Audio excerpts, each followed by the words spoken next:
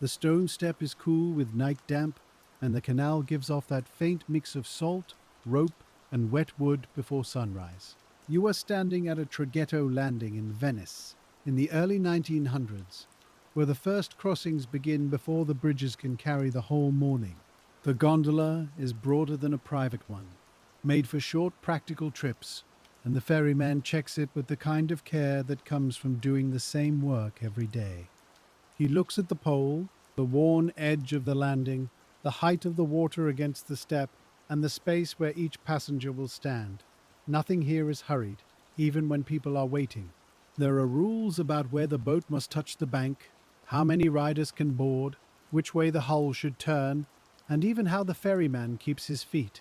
At first they sound oddly fussy, almost ceremonial, but on a narrow water street with baskets, servants, market workers, and shifting tide, each small rule solves a small repeating problem. And as the light slowly reaches the canal, it becomes pleasant to notice how a very ordinary crossing depended on details most people never thought to see. The ferryman rests one hand on the gunwale, and with the other he lifts the iron-shod pole just enough to feel its balance. The pole is not elegant, and it is not decorative, but it has to be true. If the wood has taken a bend from damp storage, or if the tip has worn unevenly, the whole morning changes. A man carrying fish baskets is already waiting 3 steps up from the water, and behind him stands a maid with a folded parcel under her arm. They do not crowd the edge. That too is part of the habit here. The boat must come in at one exact patch of stone, where the step is known, the depth is known, and the ferryman can brace his weight without guessing. If he lets the bow drift even a little too far along the bank, the first person boarding will reach farther than expected, and the hull will answer with a soft sideways roll. So he draws the boat in, checks it with his knee, and sets it against the landing with a touch so light it feels practiced, even in the half-dark. Then comes the first small trouble of the day. A young porter, newer to this side of the canal and eager to save a moment, steps down before the boat has settled. The ferryman lifts his palm at once, not sharply, just enough. The porter stops with one foot raised, and for a second, the whole little scene holds still. The rule sounds silly when spoken aloud, that no one boards until the ferryman says so, but the reason is under your feet. The water is moving against stone pilings, and another craft has just passed farther out, leaving a low wake that has not yet reached the landing. The ferryman waits for it. You can see him looking not at the passenger, but at the black water beside the step. The wake arrives as a small heave, no more than a hand's width, and the boat rises, falls, and steadies. Only then does he nod. Because he waited, the porter steps cleanly onto the center boards instead of onto a moving edge. Because the porter steps cleanly, the maid behind him does not flinch or pull back, and because neither of them wobbles, the third passenger, an old clerk with a narrow leather case, comes down the step without complaint. It is all very minor. That is exactly the point. At a Traghetto, the ferryman earns his living by preventing little mistakes from becoming repeated ones. He takes coins the way men in routine trades often do, with fingers that count by feel before the eye confirms the amount. The fare is modest, regulated at many stations, and known well enough that regulars rarely argue. A few have credit of a sort, not written on paper, but held in memory. A woman who crosses every market morning and pays at week's end. A boy sent by a bakery, always short of breath, who will be corrected if he forgets. A servant from a certain house who carries exact change in a knotted cloth. None of this is random. A ferryman who lets every payment become a discussion loses time, and lost time at dawn turns into a line at the landing. So, another strange rule appears sensible. Coins are taken before departure when the bank is crowded, and after arrival only when the load is tiny and familiar. Order first, then movement. Movement first, then no one remembers who still owes. He pushes away from the step. The stern swings out in a controlled arc, and now you notice another difference from the picture postcard gondola most visitors imagine. This ferry boat is built for use, not display. It is steadier under several standing bodies, less delicate in trim, and meant to survive 1,000 brief impacts against worn stone edges. The ferryman rose standing as Venetian gondoliers did, but on this short crossing the style is compressed into something more practical. No flourish, no wasted sweep. His feet matter almost as much as the oar. There are accepted stances for a reason, 1 foot too far across the boards, and he steals room from a passenger who may need to shift. Too narrow a stance, and he cannot answer a sudden wash from another boat. So even the way he stands belongs to the rule book of common sense that nobody writes down in one place, because the canal itself has already written it. On the far side, a vegetable seller is waiting with 2 shallow baskets. She sees the load aboard and does not yet wave him in. That restraint is learned too. Passengers are not only counted by number, they are judged by shape, balance, and what they carry.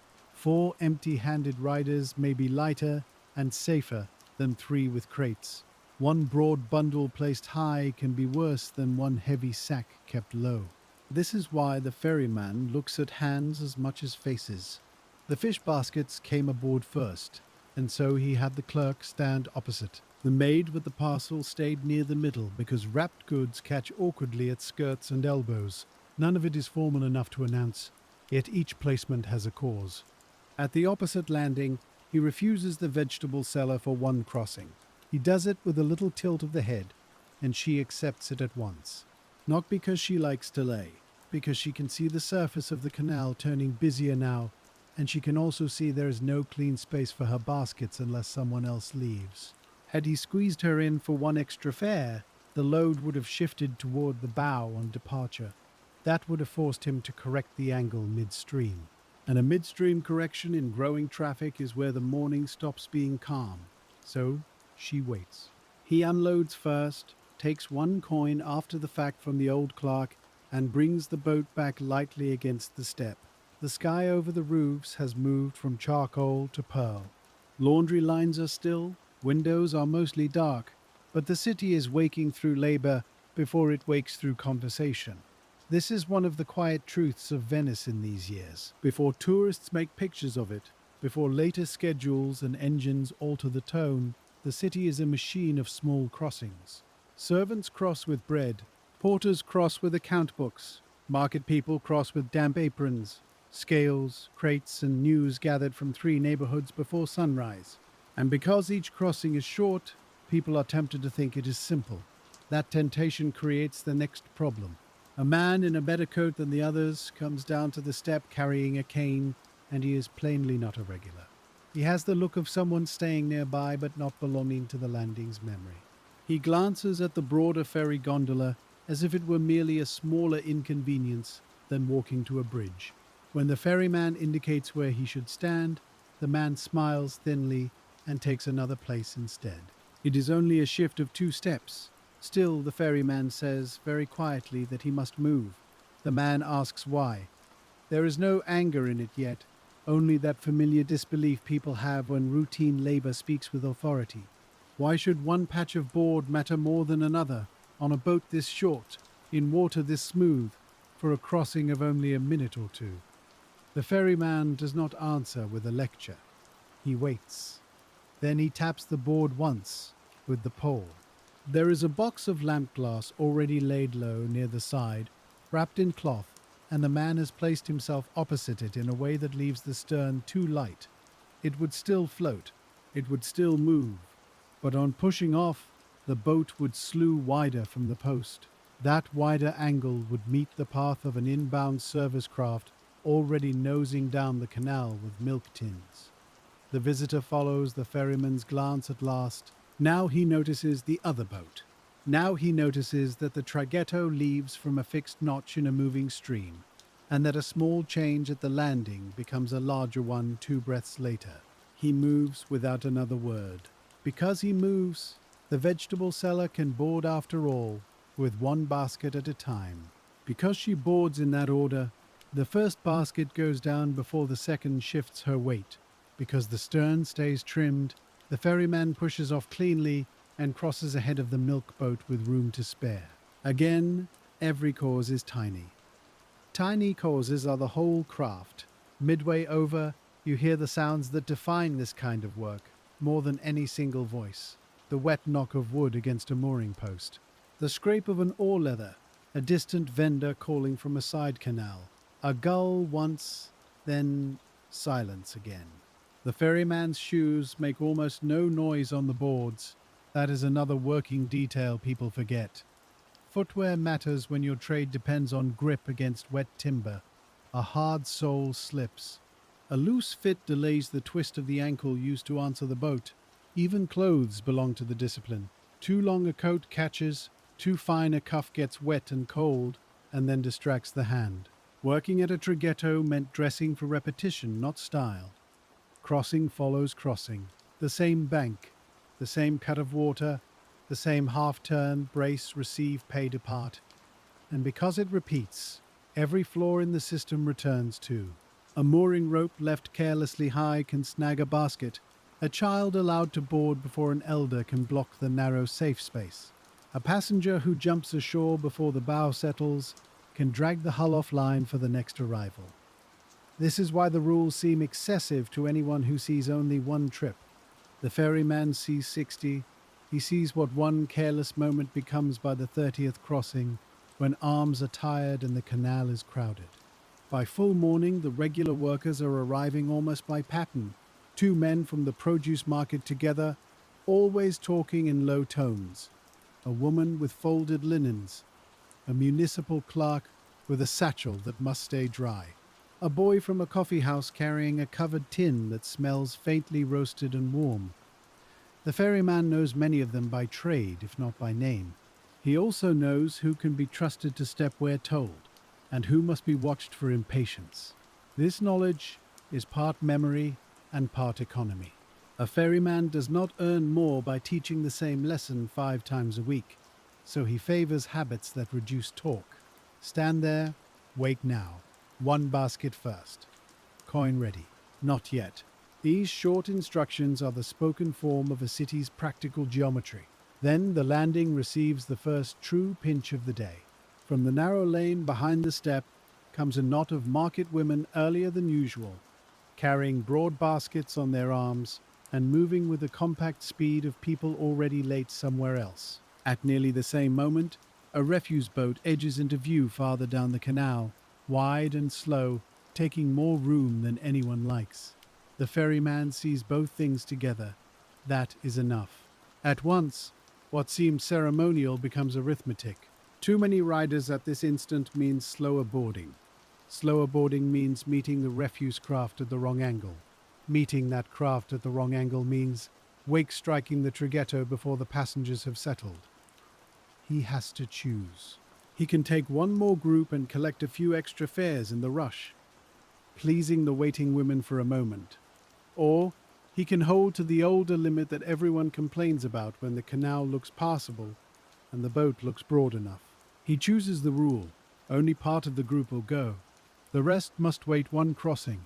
There is a murmur, not loud, but full of ordinary irritation. One woman says they will lose their place at market. Another points at the open boards and says there is room. The ferryman does not argue from empty space. Empty space is not balance. Instead, he points to the baskets. One contains greens, another glass jars, another something wrapped in cloth that shifts heavily at the bottom. These loads are not alike. They cannot be stacked like sacks in a cart, because the boat itself is the floor and the floor is moving. He arranges the first 3 women with practiced firmness. The heaviest basket goes low and central.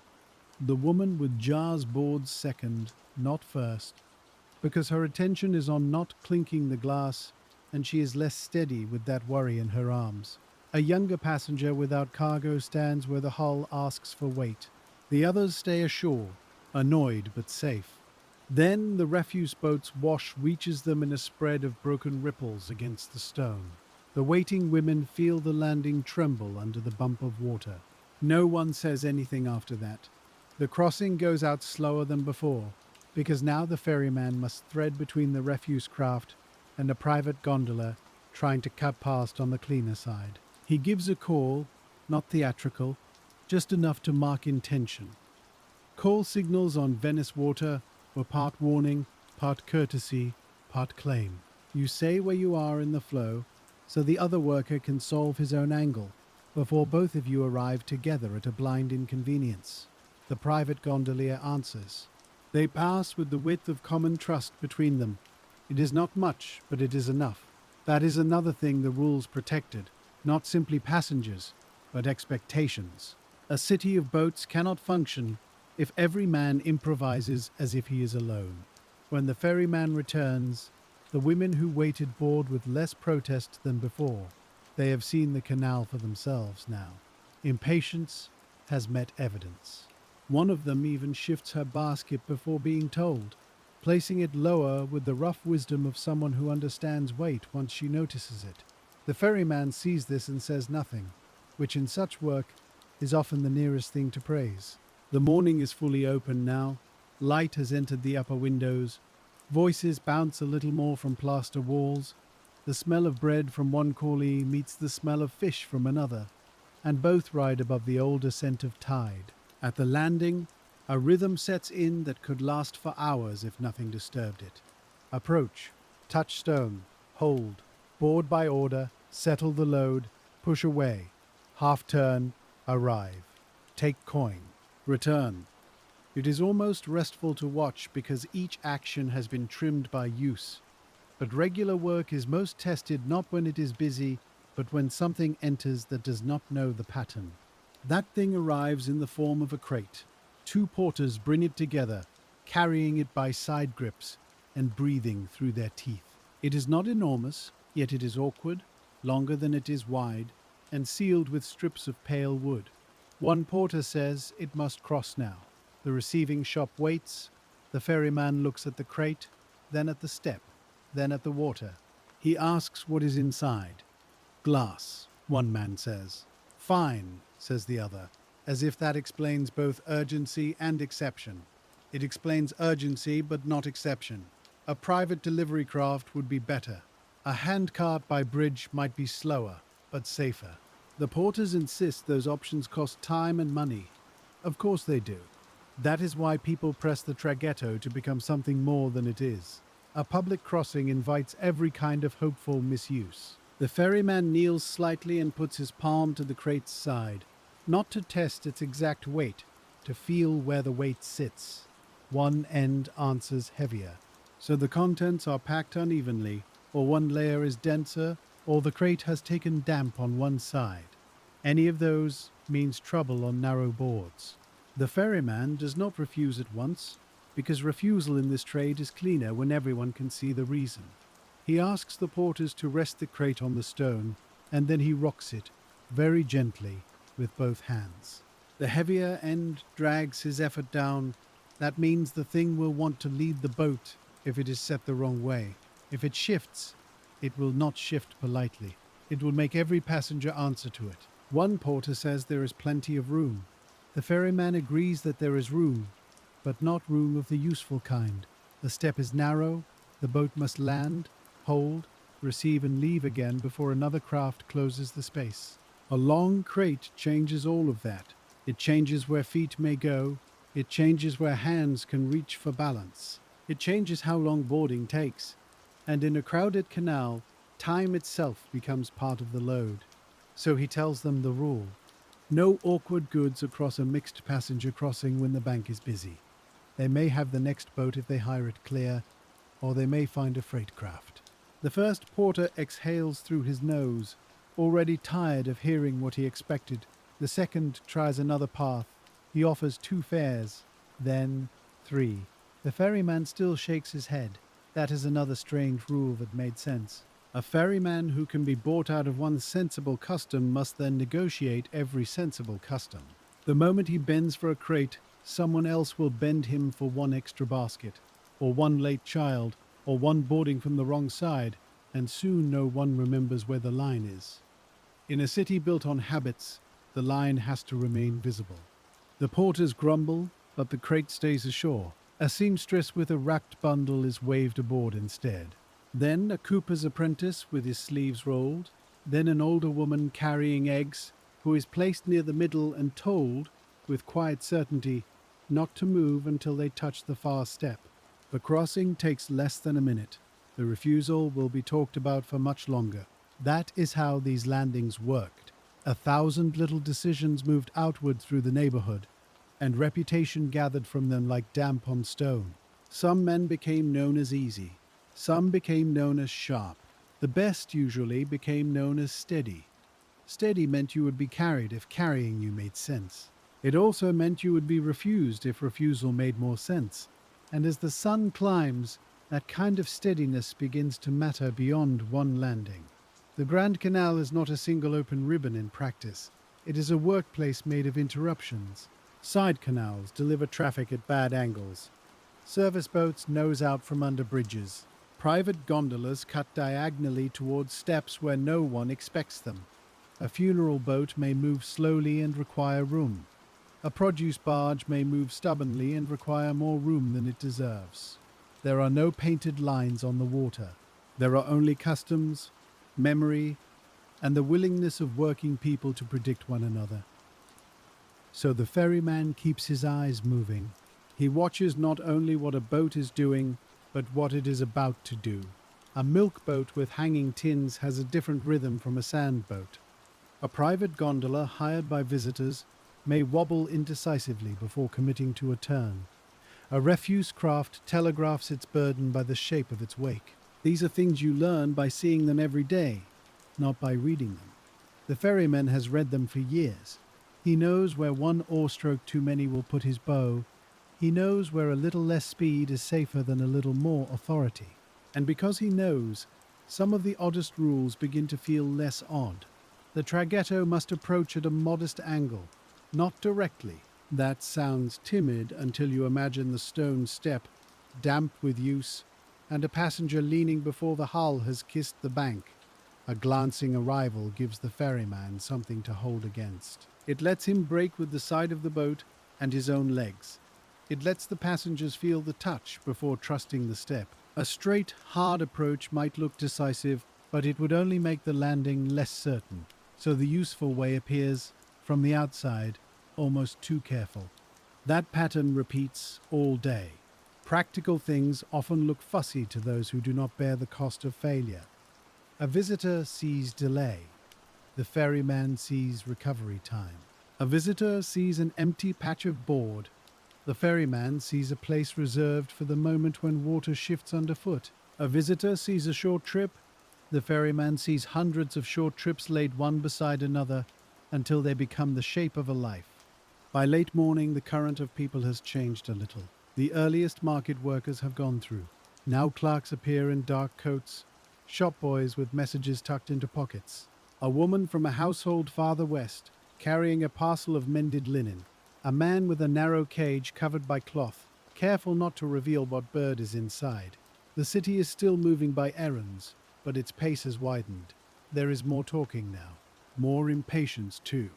A gentleman with gloves asks why the fare is the same when the water is calm. The ferryman says, "Because the crossing is the crossing." The man seems unsatisfied by the answer, though there is no better one. The fare pays for the station, the right, the habit, the boat, the body, and the certainty, not just for the minute itself. This was another point hidden inside municipal rules. Many traghetti had fixed fares because argument consumes more labor than rowing. If every crossing became a fresh bargain, the landing would choke on words. Fixed price does not delight everyone. It does, however, make the line move. And movement is mercy when 20 people need the same small service before noon. You can feel how much of Venice depended on these plain little arrangements. Not grand offices, not speeches, not innovation, just repeated obedience to methods that had been corrected by years of inconvenience. The ferryman did not have to invent a better crossing each morning. He had to preserve one that already worked. That preservation included his own body. Standing to row looks graceful in paintings. At a working traghetto, it is closer to managed strain. Your calves learn the shifting resistance of wet boards. Your back learns the short pull, not the long display stroke. Your wrists learn the exact amount of answer needed when a passenger turns unexpectedly. Even where to place the heel matters. If you stand too square, you tire the lower back. If you open too much to the side, you weaken the correction. So the old standing posture, odd to newcomers, was really a compromise between balance, leverage, and endurance. A man who rows this way for 10 years is not copying tradition for romance, he is distributing wear. That becomes visible when another ferryman passes from a neighboring station. His stance is almost the same. Not identical, but close enough to show that shared work creates shared shapes. The two men exchange the smallest nod. That nod holds more information than many speeches. The canal is lively. The tide is manageable. There has already been some arguing. No one has overturned anything. Work goes on. Then there is a moment of pressure from both sides at once. On one bank, a cluster of office boys and messengers gathers, all wiry impatience and folded papers. On the other, several women from the market wait with baskets and one broad sack tied in blue cloth. At the same time, traffic in the canal thickens. A cargo boat comes down from one side canal, with barrels nested low. A private gondola drifts uncertainly behind it. And farther out, a service launch, still modest by later standards but noisy enough to spoil the old rhythm, leaves a disordered wash in its wake. This is where the capacity rule stops feeling theoretical. The office boys press closest because boys in a hurry tend to believe urgency is a kind of right. One says they can all fit. Another says the crossing is hardly anything. The ferryman looks once at the water, once at the sack, once at the line of craft outside the landing. Then he lifts his hand and chooses only part of them. 4 may board. 3 must wait. There is room for 7 bodies, perhaps, if the canal were a painted floor. But the canal is not a floor. It is a moving argument. The chosen boys clatter aboard too quickly. At once the ferryman stops them. He orders one back off. Then he brings him on again, second instead of first. The sequence matters. A light body stepping too far forward early makes everyone behind him shift around him. That wasted motion takes time. Time means wake. Wake means correction. Correction means feet and cargo and nerves all become less reliable. So he makes them board again properly. You might think boys would laugh at such fussing. Some do. Then the service launch's wake reaches the stone and the boat knocks twice against the step. No one laughs after that. The ferryman waits it out, then he pushes off at a slight delay which lets the barrel boat commit itself first. He falls in behind its stern quarter, where the water is ugly but predictable. This is another of those useful paradoxes. Sometimes a rough pattern you can read is better than a smooth path that may vanish when another boat cuts across it. He rows through churned green water with small correcting strokes. No flourish, just maintenance. The boys go quiet, papers tucked hard under arms. One glances down, perhaps realizing for the first time that a crossing can require judgment even when it lasts less than a minute. On the far side, the ferryman lets them off, one by one. No jumping. No eager skipping to the step. 1 foot, then wait, then release. It feels almost parental. That too made sense. A ferryman was not only transporting people, he was managing the point where many private habits met one unstable surface. Without a little authority, the whole thing dissolved into everyone behaving as though they were the only person who mattered. And in Venice, no one could afford that illusion for long. He returns for the market women. The broad sack is heavier than it looked. Flour, perhaps, or dried beans. The woman carrying it is sturdy, but the thing has no handles and no courtesy. So the ferryman tells her to place it low, then stand opposite with another passenger between. She obeys immediately. Workers often needed fewer explanations than visitors, not because they were more obedient by nature, because they had lived longer among practical consequences. An office boy might think a rule is an insult. A market woman knows a rule may simply be a memory from some earlier inconvenience. This is why old customs survive best in hard-used places. Someone somewhere once tried the careless way. Then everyone else had to live with the result. By midday, the ferryman's hands begin to show the fine, wet polish of repeated labor. His palms are darkened with use.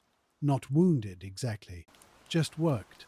The oar, the pole, the mooring line, the coin, the edge of the hull, all leave their faint conversation there. He has probably eaten very little, perhaps a piece of bread before daylight, perhaps a sip of coffee from a tin passed at the landing. Working crossings did not invite long meals. You snatched comfort between demands, a crust from a pocket, a swallow of watered wine when the line thinned, a chestnut in season, a fig if fortune and timing were kind. There is something calming in that small economy, a day's labor arranged not around feasts or statements, but around manageable bites and remembered thirst. The body learns what the timetable allows. The city teaches you not only how to move, but when you may pause. There are pauses, but they are not private. If the bank is clear for a moment, the ferryman checks the forcola, the carved oarlock, with his thumb. He feels for wear at the contact points. Too much smoothing in one place means the oar may answer less cleanly. A crack would be serious. Not dramatic all at once, but serious in the slow way work is serious. A little looseness here, a little extra strain there. By evening, a man rows harder to make up for what the tool no longer gives him freely. This is how equipment fails in repetitive trades, not in sudden spectacle usually, in gradual theft. So maintenance belongs to the same family as the boarding rules. Notice early, correct quietly, avoid larger trouble later. A station overseer knows this too. Not every landing was watched every minute, but oversight existed. The city had reason to care. The Traghetto connected neighborhoods, markets, workshops, and offices. If they became disorderly, the canal became slower. And if the canal became slower, then commerce itself developed a limp. That meant municipal interest. Licenses had to be valid. Boats had to conform to accepted use. Fares had to remain within rule. Landing rights had to be respected.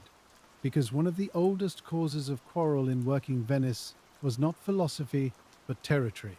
Who may load here, who may wait there, whose station this is, whose customer that was. Without rules, every disputed fare could become a feud.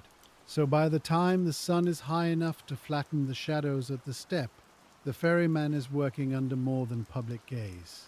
He is working inside a system that can praise, fine, suspend, or quietly replace him. That system arrives in person just after noon. The overseer comes not with grandeur, but with paperwork tucked in a leather folio and a hat that marks his office more than his face does. He is a man of ordinary build, already warm in the day, and he steps down carefully because even authority must mind wet stone. The ferryman sees him and changes nothing. That is wise. A worker who becomes suddenly theatrical under inspection only announces his own uncertainty. Instead, he finishes the crossing in hand. An elderly couple, a boy with wrapped parcels, a woman returning with an empty basket that was full in the morning. He lands them, takes coin, secures the boat, and then gives the overseer his attention. The exchange is quiet. Name, station, license, condition of boat. Nothing surprising at first. The overseer checks what can be checked quickly. The registration markings, the obvious wear along the gunwale, the state of the oar and iron fittings. Then he asks about complaints. The ferryman says, "None yet today." It is not entirely true because people have complained in the ordinary spoken way all morning. But spoken irritation is weather. A complaint in this sense means something entered into account. The overseer nods as if he accepts the distinction. Then he asks if all traffic has been accepted according to regulation. The ferryman says yes. He has refused only what should be refused. The overseer makes a note. This is one of the strange little pivots in working life. A decision made in 10 seconds at a wet step may later be represented by a dry line of ink. The line of ink then gains a durability the moment itself never had. A refusal forgotten by the passenger may remain in a ledger. A safe choice that prevented trouble may appear, on paper, merely as denied service. And because the paper is dry and neat, it can sometimes seem more solid than the water-soaked judgment that produced it. The overseer is not hostile. He is simply part of the machinery. That machinery keeps order, but it also has the habits of all machinery. It prefers categories: overloaded, improper landing, fair dispute, unauthorized carriage, rough conduct. Those words flatten the many textures of a day. Still, they are what the city uses. The ferryman has learned to live with that. A boat arrives. He asks the overseer to stand back from the edge. Then he takes on 3 riders: a tailor carrying folded cloth, a cook with a lidded tin, a young man smelling faintly of wine, though the day is not old enough to be proud of that. The ferryman watches the young man closely, not because he is dramatic, because an uncertain passenger is a moving weight. A moving weight is more troublesome than a heavy one. So the ferryman places him where one hand can check him if needed. The crossing remains calm. The overseer observes. Perhaps he notices this, perhaps not. Not all regulation can see the labor that makes regulation look unnecessary. When they return, the true complaint arrives. It comes in the shape of 4 men from a warehouse farther along the canal. They are carrying rolled sailcloth and 1 boxed fitting, and they clearly mean to cross together at once. The ferryman looks at the load and begins to sort them before they even ask. 2 now, 2 next. The men do not like it. They say they are all headed to the same place. They say the load belongs together. They say they have crossed elsewhere with more aboard than this. All of that may be true. It does not make this step wider, this water flatter, or this boat better trimmed for a crowded mixed load. The overseer is standing only a few paces back, writing something from an earlier note. The warehouse men notice him. Now the mood changes. What was ordinary argument becomes performance. One of the men asks, loudly enough to be heard, whether the ferryman means to delay honest workmen for no cause. The ferryman answers, for cause. He says the fitting goes low and central, and with the rolled cloth there is no space for all 4 men without crowding the departure. One of them laughs. He says the canal is water, not glass. A little movement will not kill anyone. There is a cruel truth hidden in careless speech like that. Most unsafe choices do not immediately punish the person making them. They merely increase the chance that someone else, or the next crossing or the 50th repetition, will pay. Routine trades are full of such hidden arithmetic. The ferryman knows it, so he does not answer the laughter. He just repeats the rule. 2 now, 2 next. 1 man steps down anyway. Not fully onto the boat, just onto the lowest stone, close enough to force the question. The ferryman plants the pole between hull and step, a barrier of wood, nothing more. He says no. That single word is enough to silence even the canal around them for a breath. Not because it is loud, because it has become official. The overseer looks up. People waiting on both banks stop pretending not to listen. The warehouse man reddens at being denied in front of others. Embarrassment often does more work than anger. He says the ferryman is abusing station authority. He says there is no printed notice at the step forbidding 4 men and their own goods. He says the overseer should hear this. The overseer says he is hearing it. Then he asks the ferryman to state the reason plainly. The ferryman does. Improper balance at departure, obstructed footing, insufficient boarding room with cargo length, wash from passing traffic increasing. The words sound almost legal, though they have been learned from wood and water, not books. The overseer asks the warehouse man if he still wishes to make formal complaint. For a moment, it seems likely he will not. Many men enjoy a public protest less when invited to put their names to it, but one of his companions, perhaps just as embarrassed, perhaps more stubborn, says yes. So the complaint is entered. Name of complainant. Station. Nature of refusal. Witness present. It takes very little ink. It changes the rest of the day. This is the point of no return, though no one says so aloud. Up to now, all the ferryman's little acts of judgment have dissolved into the ongoing flow of work. Now one act has hardened. It has become something that can be reviewed later by men who were not here, who did not feel the wake under the step, and who did not watch the boxed fitting drag low at one end. The ferryman cannot undo that. He can only continue. So he continues. He takes the first 2 warehouse men and the fitting. The boxed fitting is set down where the boat can bear it, and one of the men boards with the caution of someone who has just argued himself into silence. The other comes after him, less careful, and the ferryman checks the movement with a hand against the gunwale. Before the hull can twist, the overseer watches from the step, not interfering now, only seeing. That is its own pressure. A man can work all morning by instinct, but once his judgment has been written down, every ordinary motion seems to leave a mark. Still, the crossing itself is clean. The fitting stays low. The two men stand apart, one forward, one aft, and neither has room to swagger.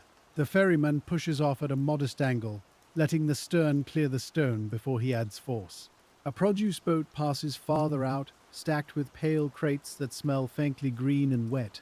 Its wake comes broad but tired, already losing shape. He reads it, waits half a breath, and lets it pass under the Traghetto when the load is settled enough to accept it. The two warehousemen say nothing. Perhaps they are annoyed, perhaps they are simply noticing, with reluctance, that the delay on the bank has produced an easier minute in the middle. On the far side, he lands as neatly as before. No flourish, no triumph. Just the bow touching stone where it should, the fitting lifted out, one man stepping off, then the other. They pay, they leave. He turns back at once for the remaining two. This second crossing is lighter, but not easier inside his own head.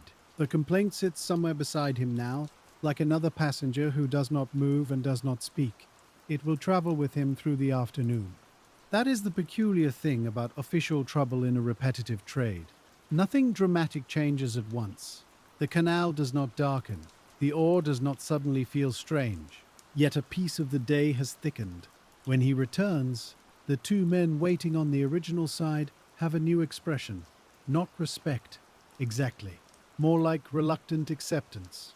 They have seen the first half of the load go and the boat come back without inconvenience. The public proof has done what argument could not. They board with less resistance than before, though one mutters that the whole business cost them 10 minutes. Perhaps it did. 10 minutes was always the currency in these disputes. Not lives narrowly saved, not disasters avoided, just 10 minutes here, 3 there, a quarter hour by noon. Practical safety often asks for tiny payments, and people resent tiny payments more than large, noble sacrifices. The ferryman arranges the rolled cloth so it does not rise against anyone's knees. Loose, rounded cargo has its own bad habits. It seems soft and obedient until the hull answers a wake, and then it nudges where it should not. A long roll can press a boot, take away a safe stance, or force a rider to shift one foot at the wrong moment. So he lays it parallel to the side, low enough to be stepped around, and then he places the men where their own weight pins the arrangement into sense. Again, the crossing is easy. That is how these rules defend themselves. Not with spectacle, with the absence of trouble. Back at the original landing, the overseer closes his folio and remains a moment longer. He asks quietly whether the ferryman intends to continue the day under the same loading practice. The ferryman says yes. The overseer gives a small nod. He does not praise him. Officials rarely did, at least not openly. Praise can sound like permission, and permission can become argument later. Instead, he says only that the record will show the stated reason and that any further disputes should be handled in view of witnesses if possible. Then he steps away, climbing the damp stones with one hand lightly touching the wall. His departure is almost disappointingly plain. No verdict, no reassurance, just one more municipal man disappearing into the lanes, leaving the worker to the water. That, too, made sense. Most oversight in old cities was not theatrical. It was a net of records, glances, habits, and occasional appearances. The ferryman is alone again, but not quite as he was before noon. Several regulars have watched the exchange. They know now that a complaint has been written.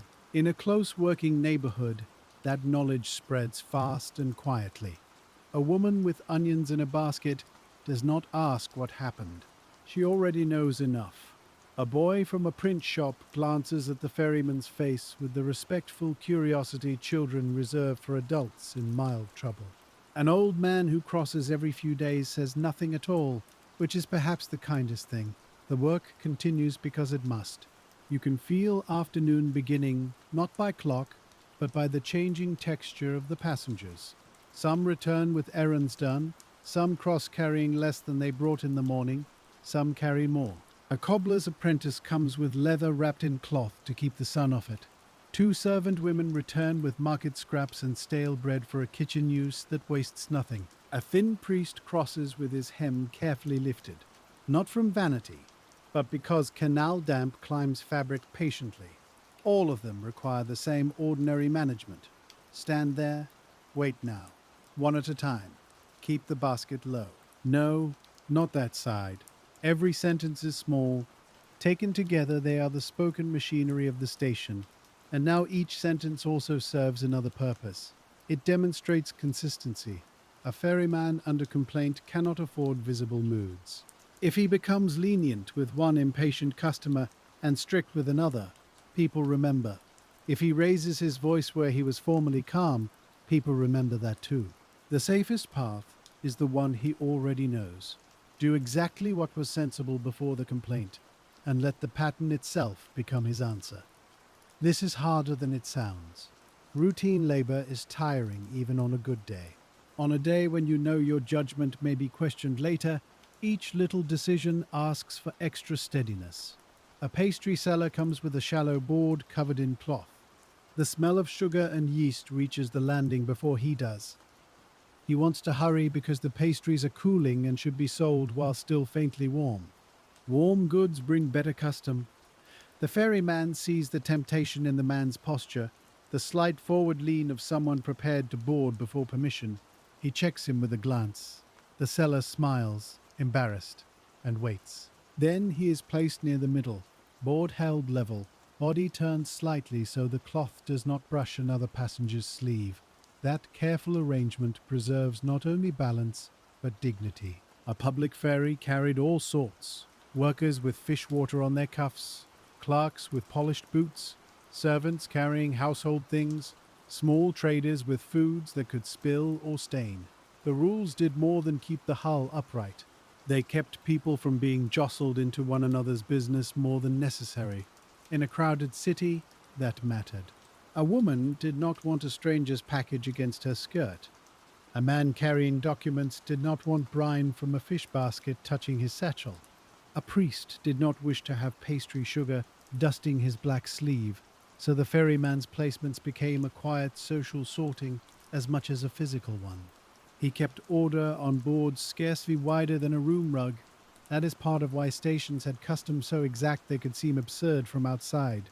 The boat was not merely crossing water, it was hosting a temporary society for a minute at a time. Minute societies need rules more than permanent ones, because they have no time to negotiate manners from scratch. A little later, the tide begins to alter the landing in a way regulars notice without speaking. The edge of the step feels higher now relative to the boat. Not by much. Just enough that boarding asks for a slightly longer drop of the foot. That small change has consequences. A high step lets a passenger come down with more weight than intended. A low boat gives less resistance under the sole. A person used to one relation between stone and wood may overcommit when the relation shifts. So the ferryman changes his own method. He brings the gondola a fraction closer under the step. He holds it firmer with knee and pole. He invites older passengers first when the bank is mixed, because they move with more visible caution and set the rhythm for everyone after them. This is where the city's rules begin to reveal their flexible center. People think of rules as hard things, fixed and exact, but the best old working rules were often broad enough to allow judgment inside them. Board only when told, yes. But the timing of the invitation changes with water level. Do not overload, yes. But what counts as overload depends on wake, wind, cargo shape, and the confidence of the riders. Approach at a proper angle, yes. But proper means one thing in still green water, and another where crosswash from a launch has chopped the surface into low disorder. A ferryman had to obey the custom and interpret it at once. That skill was not contradiction, it was the whole occupation. Toward mid-afternoon, the wind begins to move along the canal in intermittent breaths. Venice can do this so quietly that the change first appears in small surfaces. A cloth edge lifts on a basket. A loose end of mooring rope taps the post more often. The canal loses its mirror and takes on a nervous grain. The ferryman notices before most passengers do. He also notices how the altered breeze works with the tide to push the traghetto off the step at a slightly different angle. Nothing dramatic. Just enough that a careless departure would force more correction once clear, and extra correction costs space. So now one of the old rules that sounded pure ceremony becomes practical again. Passengers must wait until he says not only to board, but to settle. Some are accustomed to boarding and immediately adjusting clothing, baskets, or parcels while the boat is already moving. On a gentler interval, he may tolerate that. With a light side wind, he will not. A woman comes down carrying a hat box, round and awkward, with ribbon loops at the side. It is not heavy, it is worse than heavy, because it is broad and silly and invites fussing. She wants to keep it from touching the damp side. He understands that. Still, he makes her hold it lower and closer to her legs, because if she extends it outward to save the cardboard, she changes the distribution of herself. One body can become strangely wide in a narrow boat when it is worried about an object. The woman is mildly offended at first. Then the wind presses the bow a little as they leave, and she feels the difference with her own ankles. By the far bank, her offense has dissolved into concentration. On the return, 2 laborers from a warehouse decline to board at once when he says to wait, one crossing for calmer water. This is new, not common but notable. They look down the canal, then back at him, and step away from the edge, without argument. One even says they can use the minute. He lights a cigarette and leans against the wall. That small compliance tells its own story. Authority at a traghetto was not built in a morning. It accumulated through hundreds of uneventful choices. People came to know which ferryman hurried for a coin and which one held the line.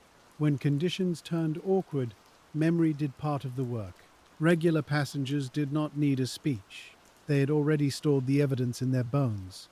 The ferryman may not think of it in such grand terms. He simply sees 2 men willing to wait. Still, the moment matters. It shows that steadiness has become visible enough to trust. Trust, in this kind of work, had a practical shape. It meant a customer would believe a refusal was about water rather than whim. It meant a woman with eggs would stand where told without needing to be shown twice. It meant a porter would lift one end of his crate when asked, not because he enjoyed being directed, but because he assumed the direction had a reason. That kind of trust saved time, and time saved balance. Soon, another test arrives. A narrow service craft comes through more quickly than is polite, carrying casks under a striped canvas. Its operator is intent on making his round and not especially interested in easing his wake for a ferry landing. The wave it sends is not large, but it is crooked, reflected once off the stone and once more off another hull before reaching the step. Reflected wake is a nuisance old water workers knew well. It comes from the wrong direction with the wrong shape. Instead of one simple rise and fall, you get a shrugging movement under the boards, enough to surprise a tired foot. The ferryman has 3 waiting passengers, a clerk, a laundress with folded damp linen, a young soldier on leave, or perhaps simply in transit, his cap under his arm. The clerk wants to go at once because papers are in his satchel and he dislikes delay. The ferryman says no. Just that. He holds the boat off the step for a moment longer, letting the reflected water knock itself out against the stones. The clerk sighs, almost theatrically.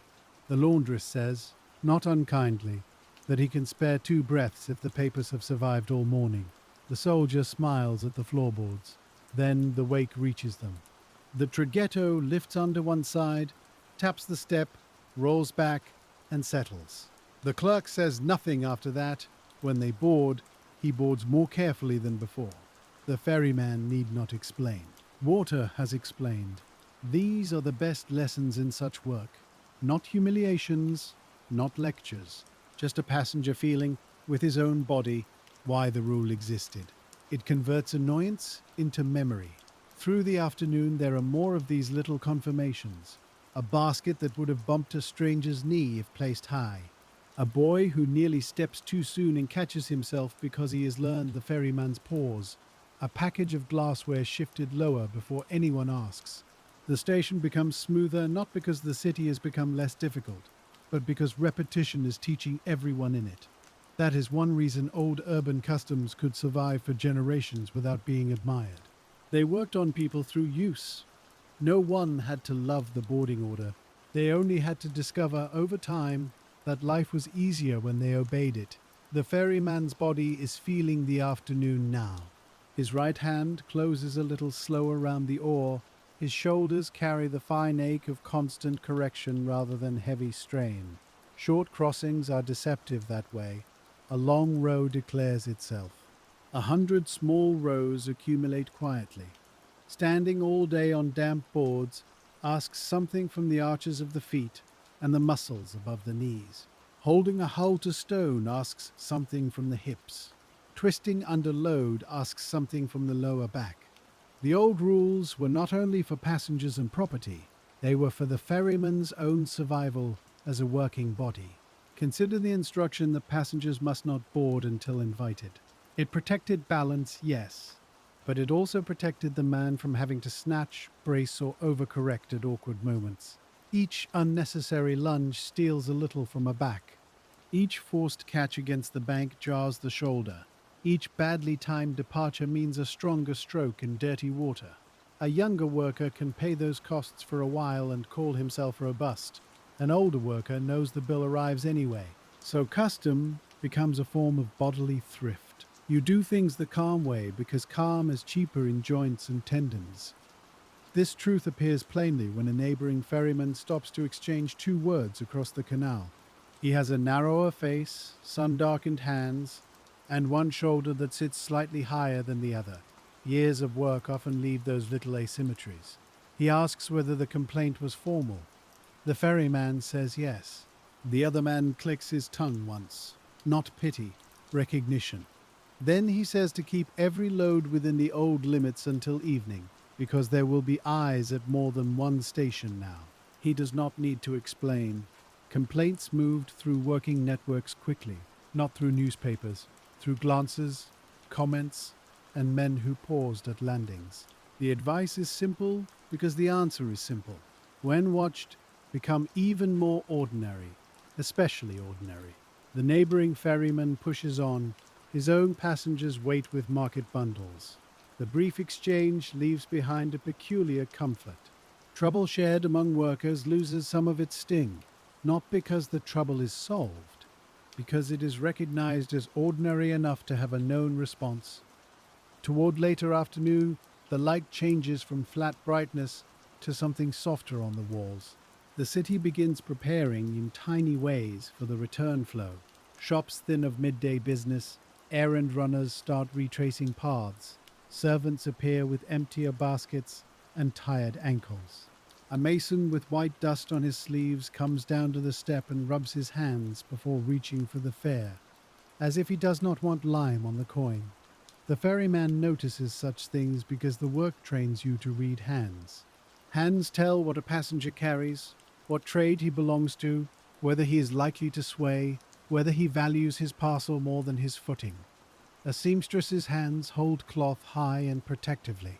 A fish seller's hands are used to wet instability and do not frighten easily. A clerk's fingers pinch papers away from the body in damp weather. A stonemason's fingers are thick with recent effort and slow to delicacy. These little readings matter on a boat where one bad movement can recruit all the others. Then comes the sort of weather change that is hardly weather at all, yet alters the station. Cloud passes over the sun, not heavy cloud, just enough to cool the stone and take the glare off the water. When glare fades, people can see the surface better. That makes them calmer. Glare is underrated as a cause of poor footing. A blinding patch beside the step can hide the true motion of the hull. A passenger cannot judge whether the boat is steady if he cannot read the water against it. In softer light, the relation is clearer. The ferryman seems, for a little while, to have been granted an easier canal. He uses it well. He takes smaller loads during too busy intervals when he might have been tempted to recover the time lost to arguments earlier. This is another consequence of the complaint. He will not chase the day. He will let the day be what it is. A younger man, worried about coin, might pack the boat tighter in late afternoon and tell himself he is making up the difference. But if there is later scrutiny, that kind of compensation can look like confession. Better to be visibly, almost stubbornly exact. So he remains exact. 2 elderly women rather than 3 mixed riders with baskets. 1 carpenter carrying wrapped tools, then a clear return. A mother with a child, but not the extra boy who says he can crouch near the bow. No, he cannot. He can wait. The child aboard is made to stand between adults where small weight is less likely to dart. In this way, the station becomes a demonstration of method. Some passengers find it slow. Others seem relieved by it. Reliability has a soothing effect, especially on people whose own days are made of instructions, errands, and carrying. When someone else assumes the burden of deciding and does it consistently, the body loosens. You can see that in the market women who no longer argue when told 1 basket first. You can see it in the clerk who now prepares his coin before stepping down. You can see it in the servant who takes the lower step only after looking for the ferryman's eye. None of them is thinking about hydraulic stability or civic order. They are simply moving inside a pattern that has proved itself convenient. That is how a city teaches. Not by explaining everything, by rewarding what works. As the hour leans farther on, the banks change character. Morning urgency had one flavor. Afternoon return has another. People are more tired now. Tired people are less quick, but sometimes easier to manage. They do not push as hard unless they are very late. Their hands are fuller of ordinary purchases. A wrapped loaf appears under one arm. A string bag of beans hangs from another hand. A small pot clinks softly beneath a cloth. These things matter more than they seem. The evening crossing is shaped by household objects, and household objects have their own awkward ways. They swing, they catch, they drip. They tempt a passenger to fuss over them instead of minding his feet. So the ferryman's eye stays on wrists, elbows, and parcels, just as much as on faces. He can tell when someone values the object more than the crossing. That is when the object becomes troublesome. A man with a bottle wrapped in paper wants to keep it upright and away from everyone. That makes him hold one arm out from his body. The ferryman shifts him at once, closer to the middle, shoulder turned inward, bottle low. The man complies because at this hour people have less appetite for debate. They want to get home. And wanting to get home often makes rules feel less insulting. A cook comes down with a bundle of celery tops and onion skins for stock, tied loosely in a cloth. The ends brush the stone as she descends. She knows the ferryman well enough not to ask where to stand. She waits until he points, then plants her shoes exactly there. That sort of trust has been built crossing by crossing. Not affection exactly, something more useful. A confidence that the small inconvenience now prevents the larger inconvenience a breath later. The complaint from earlier has not disappeared. It sits behind the day like a ledger left open on a desk. No one mentions it directly, at least not at first, but the station feels aware of it. Men from nearby landings glance a little longer as they pass. Regular passengers watch the ferryman with a little extra attention, as if trying to decide whether he has changed. He has not. That is the best answer he can give. The boat touches stone in the same place. The boarding pause lasts the same few beats. The same hand lifts, the same hand lowers. Order is sometimes strongest when it refuses to perform itself. A younger worker might be tempted to explain every decision after such a dispute. He might speak too much, hoping to prove reasonableness. But too much explanation weakens authority on a crowded landing. If every act becomes a speech, the station fills with arguments instead of crossings. So the ferryman keeps his instructions short. Stand there, not yet. One at a time. That side. Now. He lets the canal provide the proof. A fishwife returning with an empty basket and damp sleeves asks, very mildly, whether the warehouse men meant real trouble. The ferryman says only that they filed a complaint. She nods as if hearing the weather. Then she says they always want one more thing to fit where it does not fit. There is no anger in her voice, just the steady observation of someone whose own trade also depends on limits. Too much fish on one board and the board splits. Too much weight on one shoulder and the shoulder teaches you not to try it again.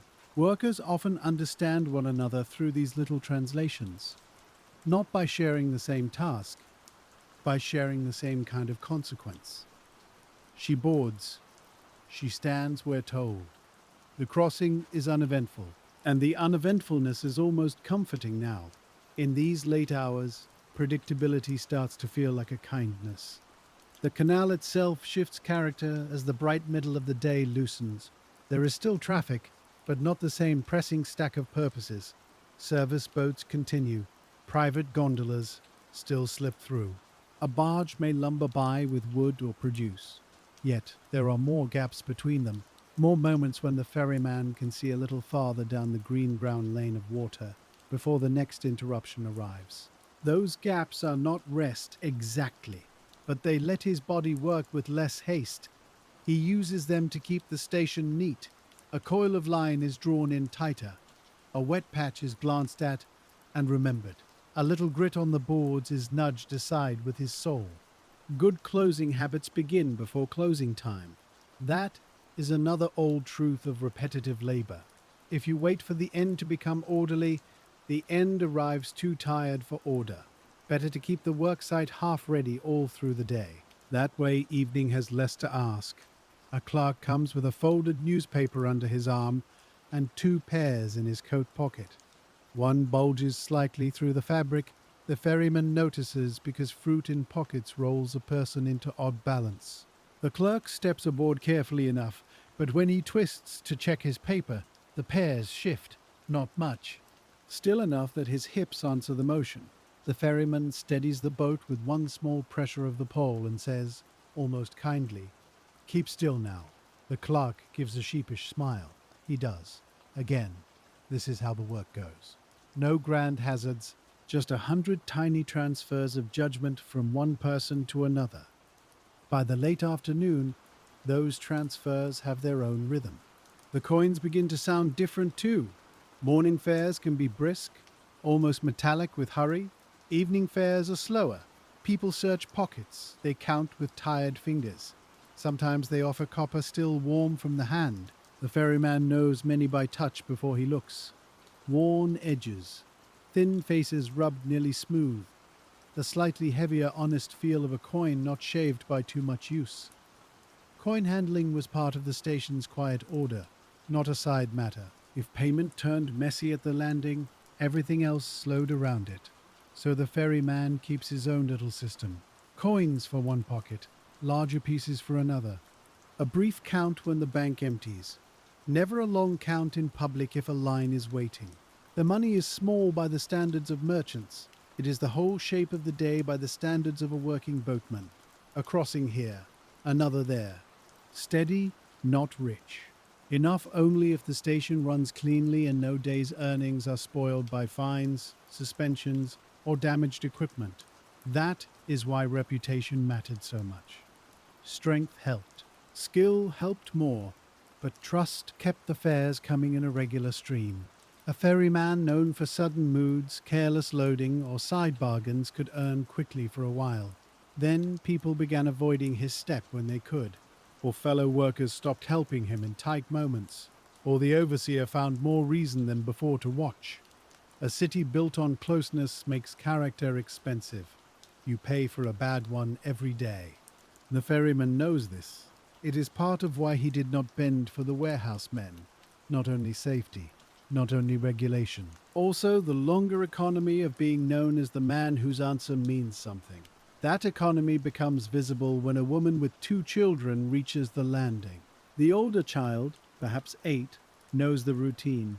The younger, perhaps 5, wants to peer over everything.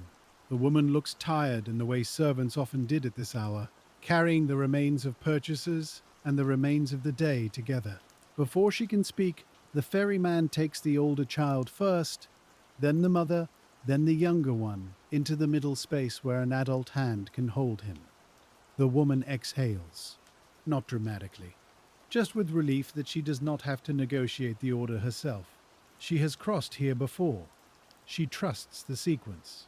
That little trust is worth more than the single fare.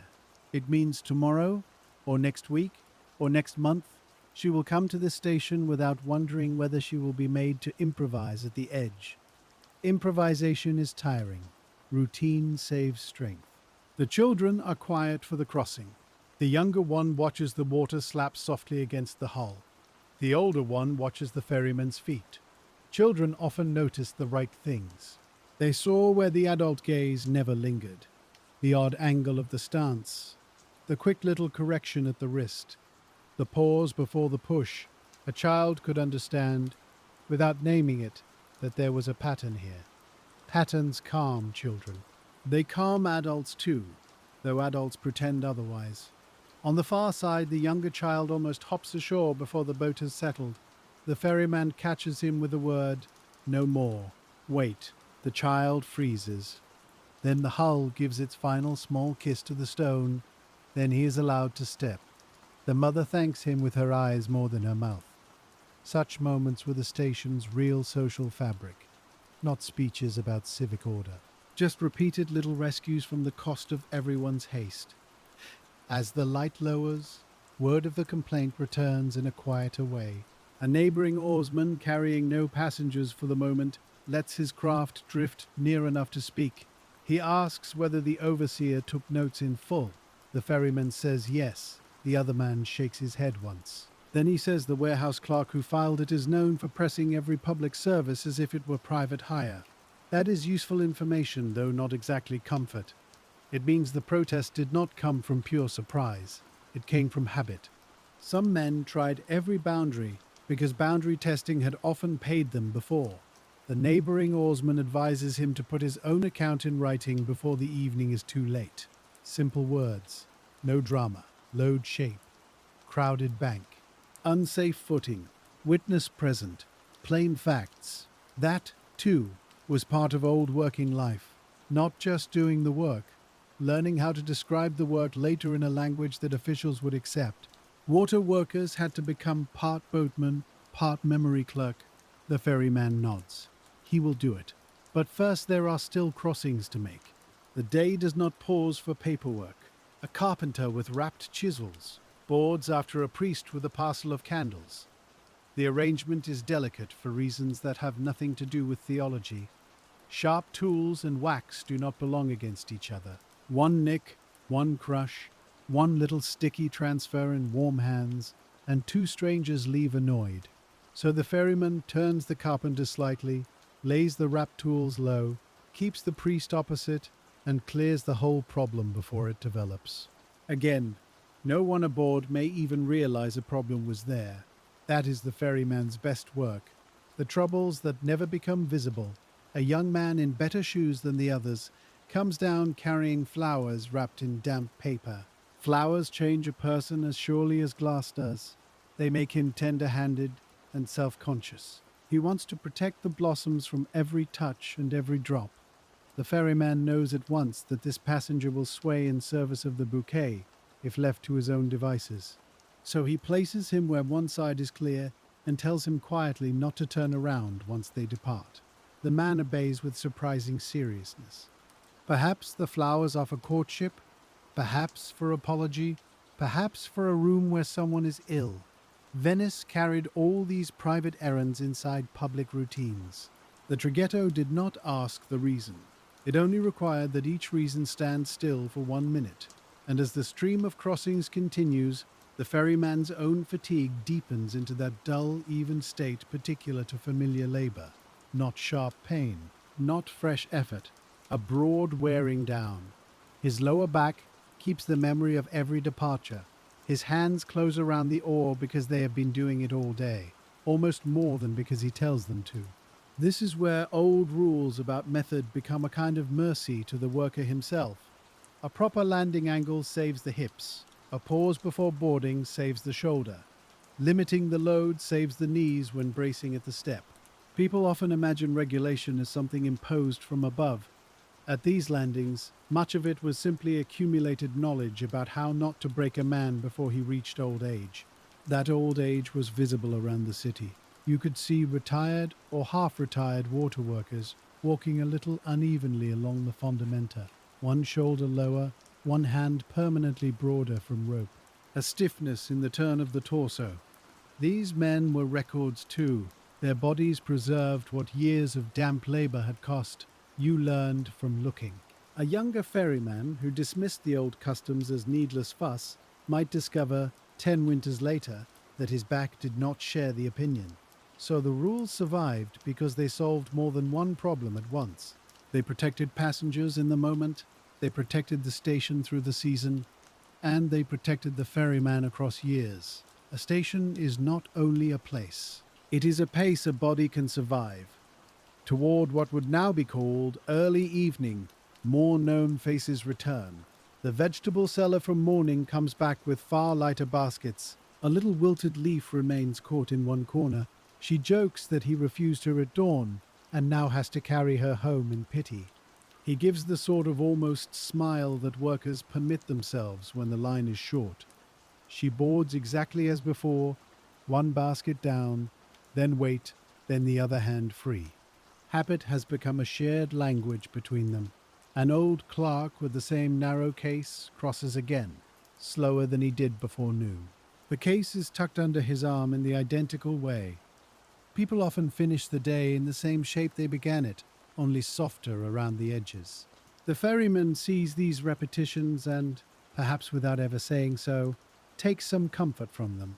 The city returns to itself by evening. Objects go back where they started. People retrace their routes. The boat keeps knitting the halves together. This is where the complaint, annoying as it is, begins to look smaller than the work itself. Not gone. Still there. Still capable of trouble, but smaller than the larger pattern that has held all day. More riders come, more riders go. The station remains itself. That fact has weight. A baker's assistant arrives carrying a covered tray from which the smell of anise and sugar escapes in warm little waves. He is told to hold it level and stand clear of the woman with dyed cloth. Both understand why at once. The woman does not want sweet crumbs on her goods. The baker's assistant does not want fabric dust on pastries. Again, the ferryman is arranging not only mass, but worlds. Food, cloth, tools, paper, flowers, fish, candles, news, fatigue, impatience, tenderness. All of it balanced for half a minute on a practical boat. This may be why such occupations fascinate once you begin to look closely.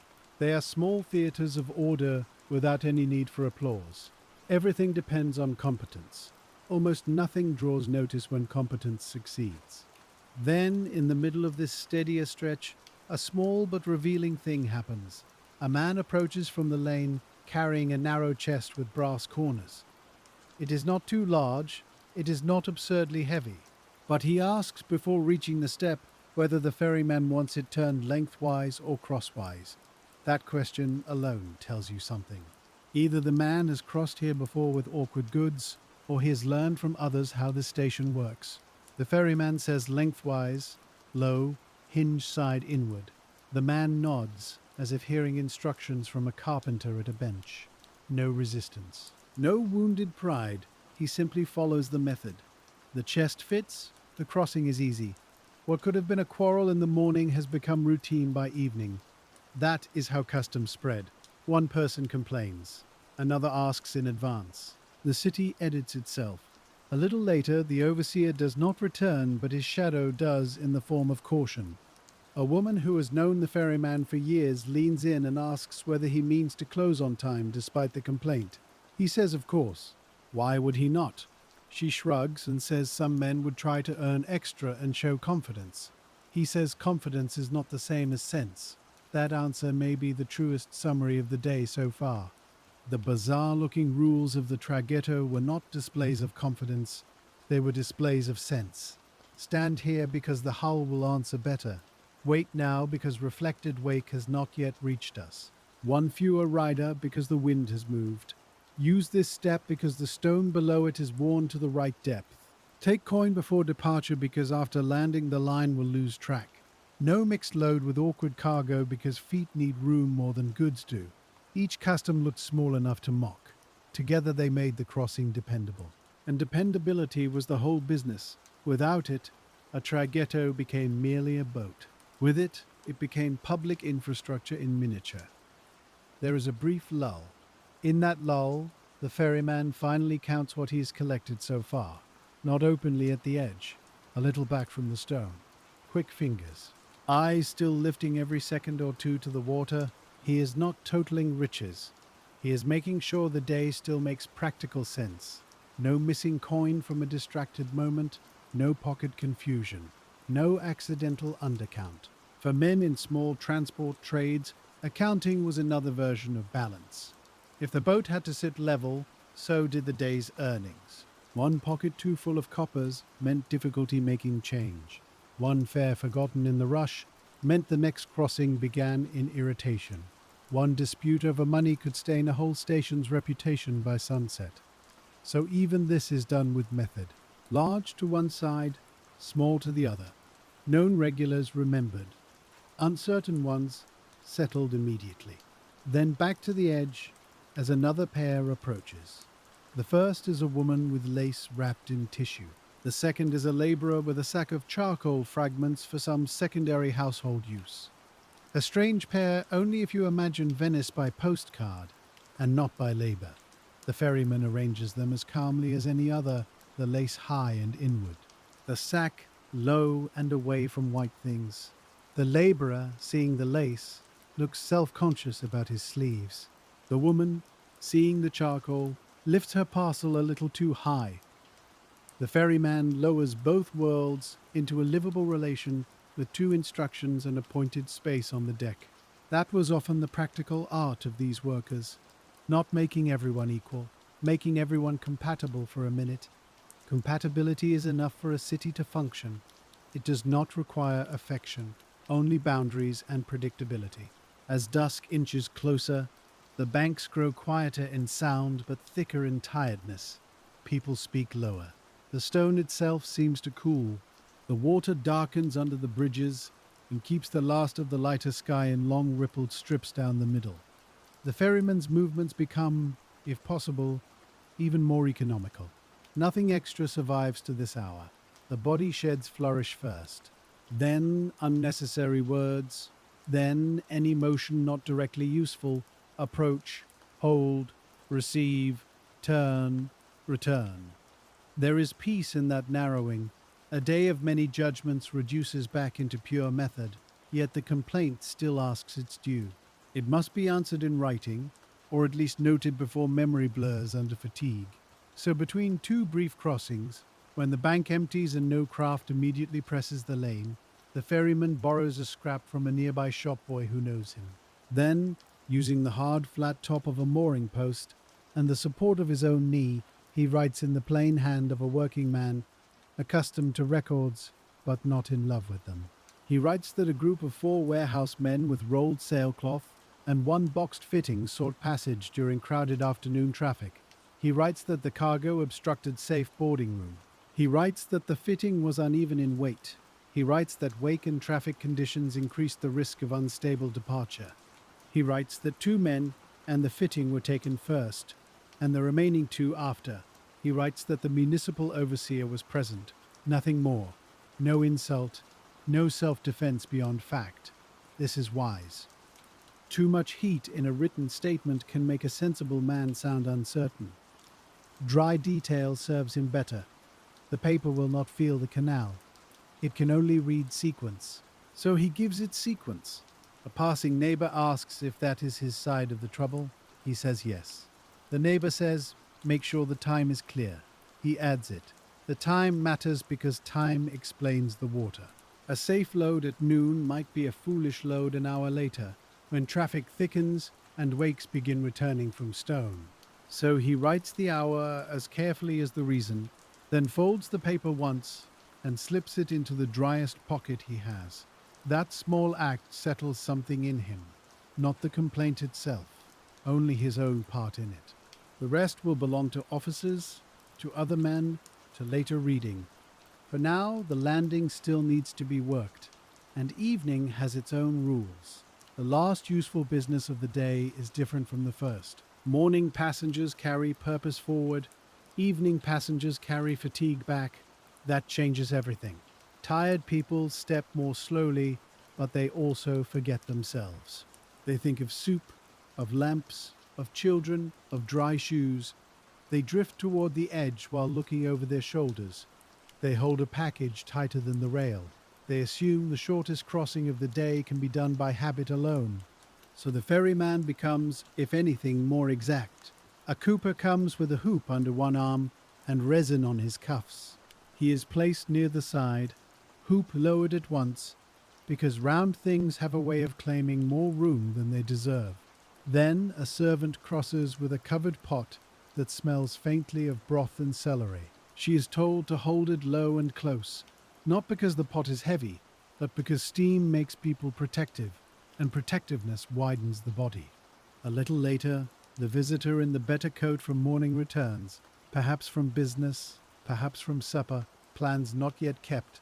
This time he does not choose his own place. He waits. Then he steps exactly where he is shown.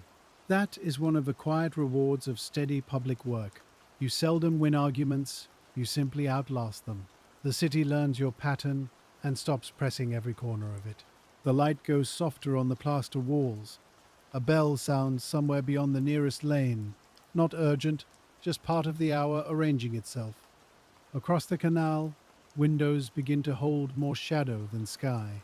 The water darkens under the bows of passing craft, then opens into strips of pale metal where the last brightness still lies. The ferryman notices all of this without staring at any of it. His attention remains practical. He sees where the step is slick. He sees where the mooring line has chafed a little more than it had at noon.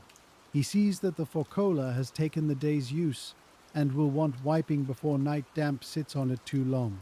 This is how the final understanding of the strange rules comes in, not as theory, as where.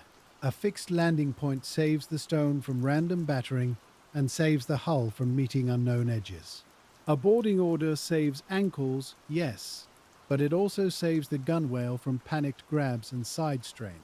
A limit on passengers preserves trim, but it also spares the ferryman's back from sudden catches and hard recoveries. A rule about where cargo sits protects not just dignity and balance, but planking, fittings, and time.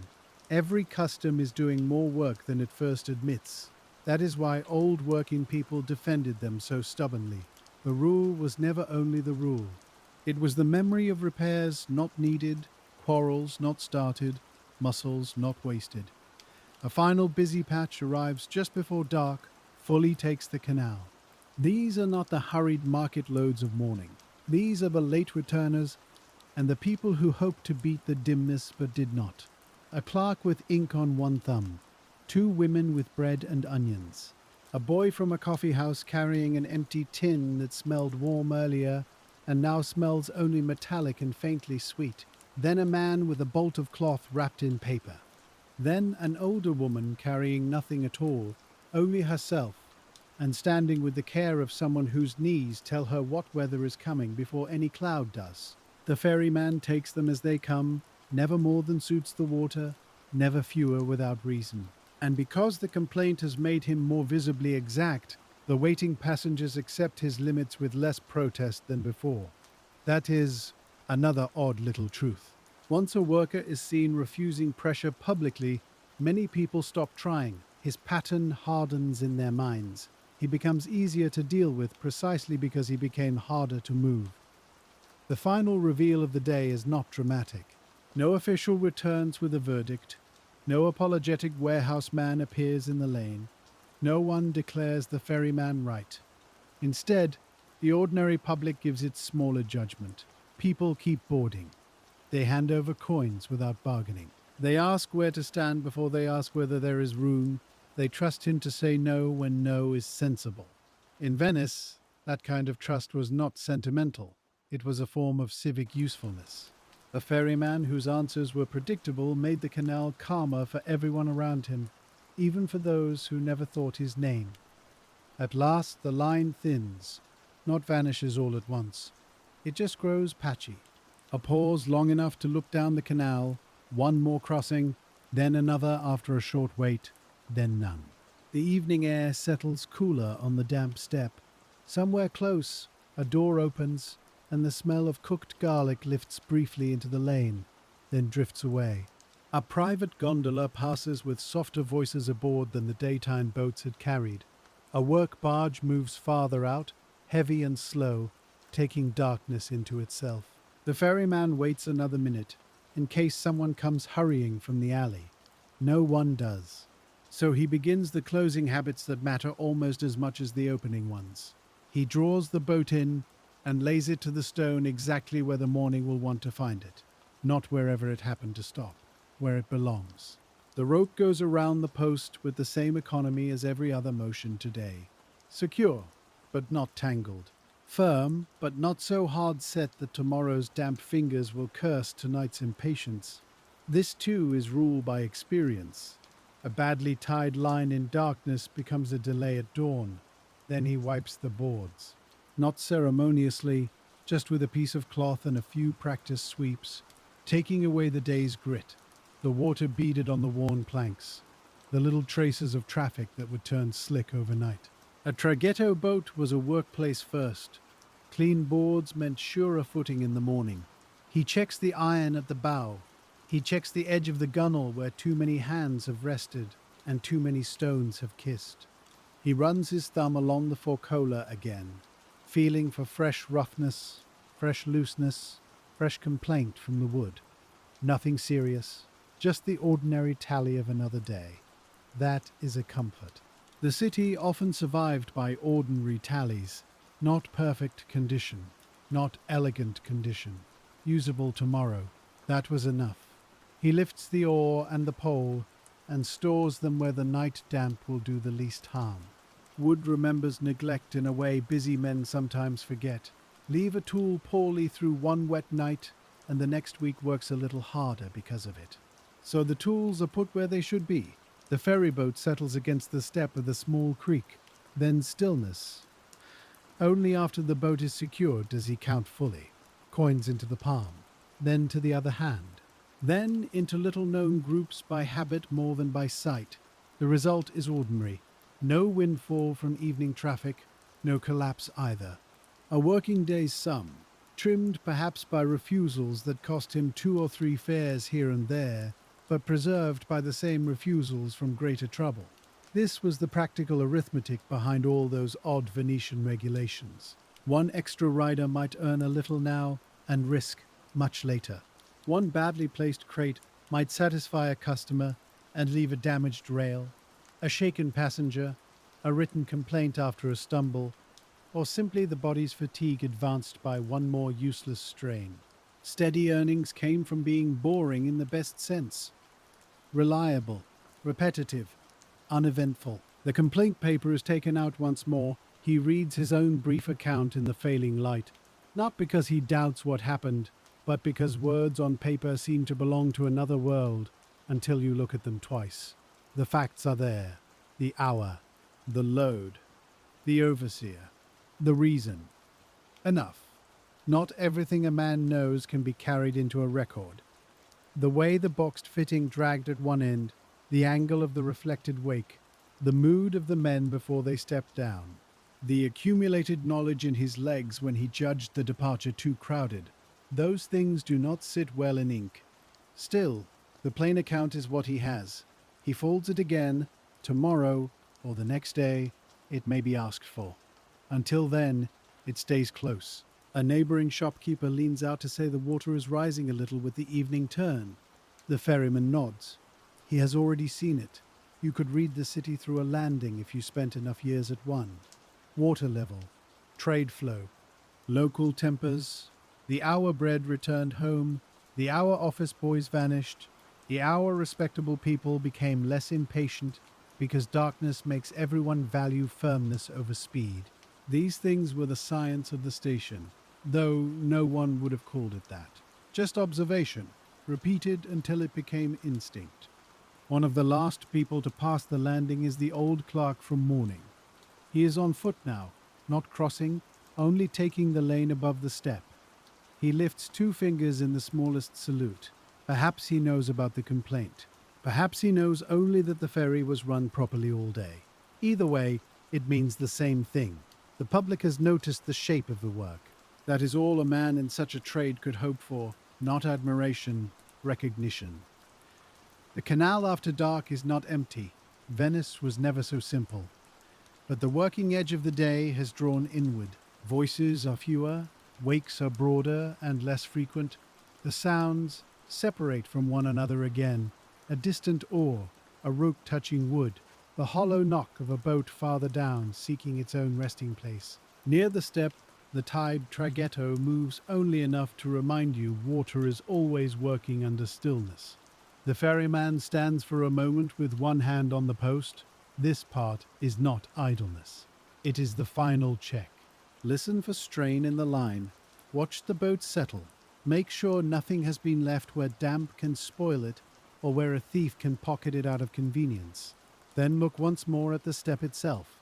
Wet, worn, familiar, ready to begin again. That is the true answer to the title of those old rules that seem weird from outside. They made sense because Venice had no spare room for error, no broad road shoulder, no dry pavement to absorb clumsiness, no easy detour when a landing became confused. A Traghetto station was a tiny machine set between stone, tide, commerce, and the human habit of wanting one more thing than the moment can safely hold. So the rules narrowed the moment. Stand here, wait now. Only this many, only at this step, only when the boat settles, only when the load makes sense. They preserved balance. They preserved schedules. They preserved property lines between working men who might otherwise fight over every fare. They preserved the body of the ferryman one small motion at a time. And they preserved something gentler too. Passenger dignity. No scrambling, no guessing where to put your feet, no public wobble if the man at the oar could help it. A decent crossing for servants, traders, clerks, children, widows, labourers, and visitors alike. That was worth more than it looked. He turns at last toward home, or at least away from the step. Not far at first, just enough to hand off the written account where it will be kept safe until it can be shown. Then back once more, almost by habit, to glance at the landing from the lane. The boat is tied, the rope lies right. The boards are dark and clean. The stone shines faintly with damp. Nothing in the scene announces the whole day that has passed here. No sign of the fish baskets at dawn. No trace of the office boys, the pastry tray, the woman with eggs, the awkward chest, the sailcloth, the boxed fitting, the brief municipal questions, the little refusals that kept becoming proofs. That is how good routine work disappears. It leaves behind almost nothing but readiness. And yet the complaint remains somewhere beyond the landing now, in paper, in memory, in the dry channels of administration where water cannot explain itself. Perhaps it will be dismissed as sensible conduct. Perhaps it will sit unresolved for days while the city attends to louder matters. Perhaps some clerk will read the line and see only a refusal, not the trim of the hull or the width of the step. The ferryman cannot know. He will come back anyway. That is the final discipline of the trade, not certainty. Return. At first light, the stone will be cool again. The canal will smell of rope and salt and wet wood. The pole will be lifted to test its balance. Somebody will step too